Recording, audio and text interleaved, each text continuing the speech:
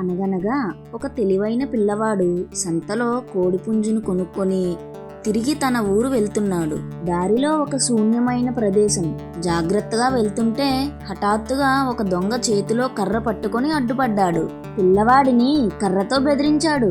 దగ్గరున్న సొమ్ము నగలు దోచుకున్నాడు.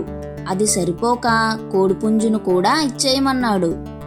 పిల్లవాడు దొంగ అడిగినవన్నీ ఇచ్చి దొంగతో బదులుగా నీ కర్ర నాకు ఇస్తావా అని అడిగాడు. దొంగ ఎందుకు అని ఆశ్చర్యంగా అడిగాడు.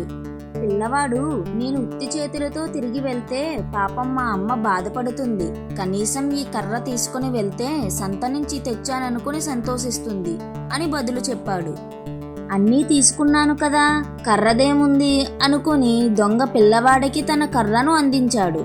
ఇంకేముంది, పిల్లవాడు కర్రతో దొంగని టపీ టపీమని ఇటో 4 దెబ్బలు అటో 4 దెబ్బలు తగిలించి తన సొమ్ము నగలు కోడిపుంజు అన్నీ తిరిగి తీసుకున్నాడు. దెబ్బలు తిన్న దొంగ పారిపోయాడు. ఈ కథ యొక్క నీతి ఏమిటంటే బుద్ధి ధైర్యం ఉంటే ఎంత చిన్నవాడైనా పెద్ద కష్టాలను జయించగలడు. ఇలాంటి మరెన్నో కథల కోసం లైక్, షేర్ అండ్ సబ్స్క్రైబ్ కుట్టి టాక్స్.